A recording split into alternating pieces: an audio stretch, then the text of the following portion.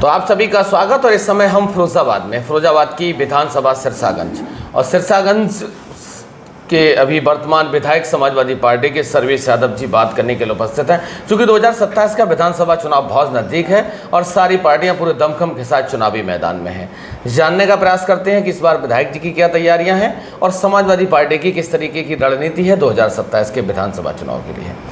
Sir, सबसे पहले तो आपका बहुत बहुत स्वागत है। आपका बहुत बहुत धन्यवाद, आपने समय दिया।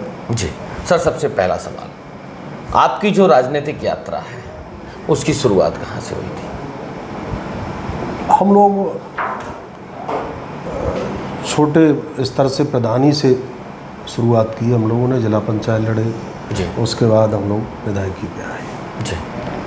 तो हम लोग नीचे की बात पैरदान से आए, इसलिए नीचे की बात तक जानते हैं। तो पहले उप प्रधान ही हुआ करती थी, तो हम लोग उप प्रधान भी रहे। अच्छा, प्रधान भी रहे, उप प्रधान? हाँ, बीडीसी भी रहे, जिला पंचायत भी रहे जी। और इस समय जनता के सहयोग से विधायक। मतलब आपने लोकतंत्र के छोटे से लेके और विधानसभा तक का सफर तय किया है। अनुभव की कोई कमी नहीं है। पूरे 5 साल का जो कार्यकाल रहा वो किस तरीके का रहा? 5 साल का कार्यकाल सही रहा, जनता का पूरा सहयोग मिला और जनता के साथ दुख दर्द में, खुशी में हम साथ रहे हर समय। विकास की जितनी उम्मीद थी, हो सकता उतना नहीं हो पाया हो क्योंकि हम सत्ता से बाहर रहे जी। और सरकार के साथ जब व्यक्ति रहता है तो विकास और बेहतर कर पाता है। जी। फिर भी विकास के कुछ तो मापदंड आपने तय किए होंगे? नहीं, विकास बेहतर हुआ और शासन का भी सहयोग रहा, विकास काफ़ी सही हुआ है। लेकिन फिर भी सत्ता में जब व्यक्ति होता है तो एक अलग ठमक रहती है। जी। 9.5 साल पूरे हो गए, लगभग 6 से 7 महीने का विधानसभा चुनाव में अब समय रह गया है। समाजवादी पार्टी की क्या तैयारियां हैं? समाजवादी पार्टी की पूरी तरह से तैयारी है।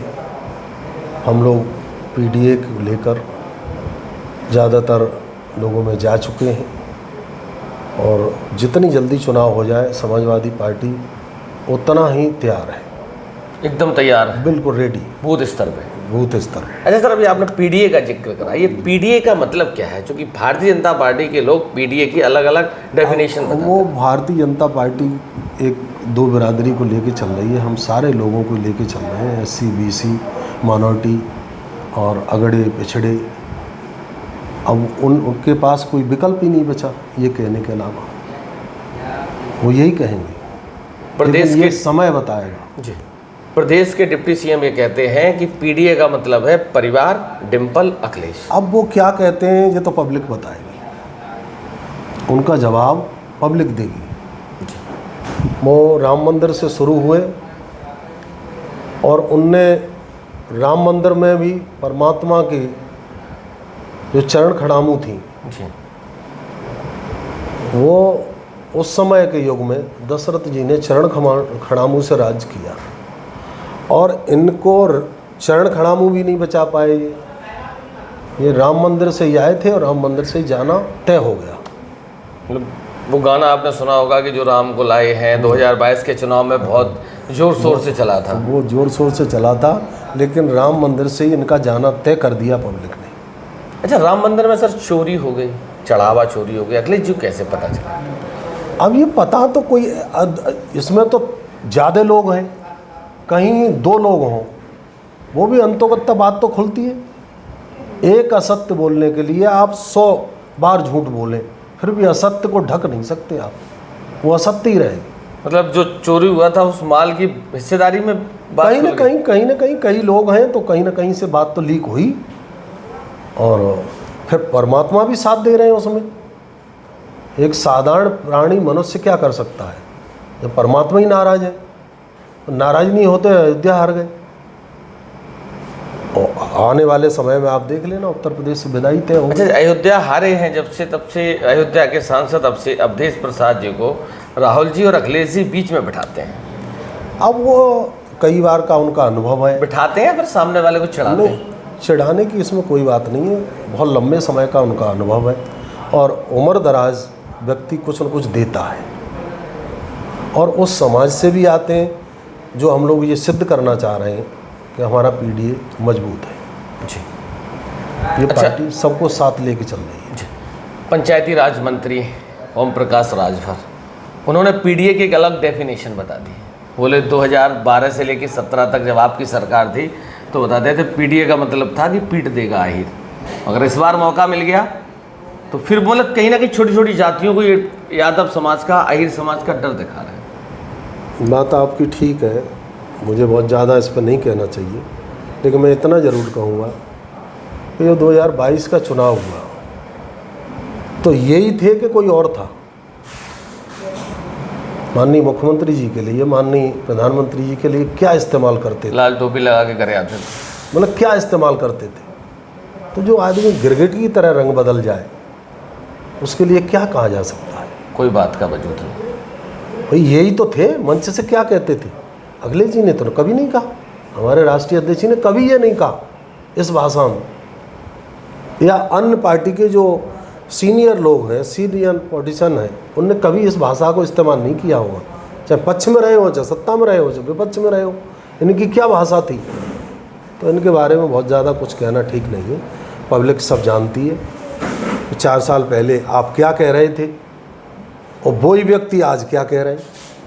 तब दूसरी परिभाषा बताते थे, अब उनने दूसरी परिभाषा शुरू कर दी, तो उनके बारे में बहुत ज़्यादा कहना ठीक नहीं है। अच्छा सर, एक सवाल और मैं आता हूं, चूँकि 2022 का जो विधानसभा चुनाव था पारिवारिक खींचतान, आपसी लड़ाई, आप उस ज़िले से आते हैं जिस ज़िले में पारिवारिक महासंग्राम हुआ था।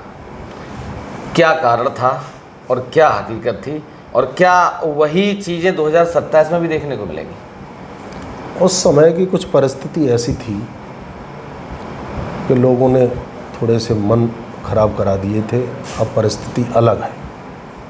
अब पूरी ताकत से समाजवादी पार्टी, चाहे परिवार की बात हो या अन्य कार्यकर्ता की बात हो, 10 साल में सब कुछ देख लिया है। तो हमारा जो कार्यकर्ता है वो भी बिल्कुल तैयार है चुनाव के लिए, और अब की जो परिवर्तन है वो आपको सामने नज़र आ जाएगा। अच्छा, एक सवाल और सर, अभी इस विधानसभा के, आपकी विधानसभा के पूर्व विधायक शिवपाल जी के मंच पे रहा करते थे, लोकसभा चुनाव में सारी चीज़ें रहा करती थी। सियासी गलियारों में ये चर्चा है कि आने वाले समय में सारी चीज़ें ठीक हो जाएंगी, रिश्ते नाते जो बिगड़े हैं वो भी ठीक हो सकते हैं। ये तो पार्टी है, पार्टी में कभी लोग आएँ कभी लोग जाएं, इसके लिए कोई अलग से तो बात है नहीं। राजनीति में कोई बहुत लंबे समय तक किसी से दुश्मनी थोड़ी रहती है। विचार मिलते हैं, लोग आ जाते हैं, किसी बात को लेकर मतभेद हो जाते हैं तो लोग चले भी जाते हैं। इसमें कोई ये थोड़ी है कि किसी के लिए रास्ता बंद है। किसी के लिए रास्ता बंद नहीं है। नहीं, किसी के लिए रास्ता नहीं बंद होता। जहाँ विचार मिल जाते हैं तो कोई रास्ता बंद नहीं होता। 30 बहुत ज़्यादा हो गई थी, जवानी जंग बहुत ज़्यादा हो गई अब थी। वो आपके हिसाब से हो गई है। अब जहाँ विचार मिल जाएंगे तो सब 30 दूर हो जाती है। लड़ाई तो विचार की होती है। राजनीति में कोई अलग से लड़ाई नहीं होती, विचार की लड़ाई होती है। पारिवारिक विद्रोह अब नहीं देखने को मिलेगा। वो तो एक स्वप्न जैसी बात आप कह रहे हो। कोई विद्रोह आपको दिखाई नहीं दे रहा होगा। नहीं, चुनाव के समय, चुनाव में ना, आज जब आज नहीं है तो चुनाव में क्यों होगा। समाजवादी पार्टी को सबसे बड़ा नुकसान हुआ था 2022 में। अब वो समय का समय था, किसी चीज़ का जब दौर होता है, समय इस तरह का होता है। तो स्थानीय स्तर पे आपकी किस तरीके की तैयारियां चल रही हैं? हमारी बढ़िया तैयारी है और पूरी तरह से पब्लिक हम लोगों के साथ है, और हम दुख में, दर्द में, खुशी में 5 साल तक हम, हमारे बेटे, भाई, पूरा परिवार साथ रहा जनता के बीच। और आगे भी हम उम्मीद करते हैं कि हमें जनता आशीर्वाद देगी। पार्टी कितने आश्वस्त हैं कि अखिलेश जी आपको फिर मौका देंगे? पूरी तरह आश्वस्त है, कहीं कोई संदेह नहीं। काम के आधार पर? काम के आधार पे, विचार के आधार पे, स्वभाव के आधार पे। 5 साल में उनने भी हमें देखा है, परखा है, हमने भी पार्टी की सिद्धांतों पे काम किया है।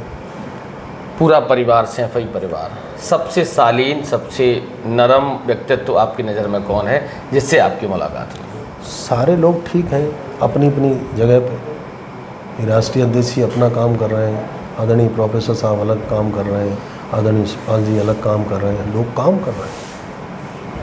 सारे लोग काम कर रहे हैं। बहुत बेहतर काम कर रहे हैं। कितनी सीटें जीतेगी समाजवादी पार्टी? समाजवादी 2027? पार्टी पूर्ण बहुमत की सरकार बनाने जा रही है, इसमें कोई संदेह नहीं, 1% भी, निसंदेह। निसंदेह। योगी जी का कार्यकाल 9.5 साल में कैसा रहा? योगी जी का कार्यकाल अब जनता बताएगी। रिजल्ट का समय आ गया। हाँ, अब उसमें देरी नहीं। एग्जाम हो गया है, हाँ, परिणाम का समय आ अब तो गया। केवल रिजल्ट निकलना है, एग्जाम तो हो गया। अच्छा, आप 2024 के नतीजों के बाद आप लोग इतने ओवर कॉन्फिडेंस हैं? 2024 के नतीजे पूरी तरह हमारे पक्ष में आ नहीं पाए, क्योंकि 5 सांसद कम से कम बेईमानी करके हरा दिए। पूरे रिजल्ट आ जाता तो और कुछ देखने को मिलता। केशव प्रसाद मौर्य जी कह रहे हैं कि 24 में, अभी परसों कह रहे थे कि 24 में जनता को वर्गला दिया था, इस बार जनता को 27 में वो नहीं चलने वाला। जनता को कोई बलगलाता नहीं, नेता से बेहतर जनता जानती है कि हमें क्या निर्णय लेना है, क्या निर्णय करना। पूरी तरीके से आश्वस्त है। अब कोई गुमराह हो नहीं सकता। सिरसागंज की जनता से क्या अपील करना चाहते हैं? सिरसागंज की जनता से यही अपील है कि पुनः हमें आशीर्वाद देंगे, हम पूरी तरह इसको स्वीकार करते हैं। बहुत बहुत धन्यवाद। हमारी तरफ से आपको आने वाले 2027 के विधानसभा चुनाव के लिए बहुत बहुत बधाई, शुभकामनाएं। धन्यवाद। धन्यवाद।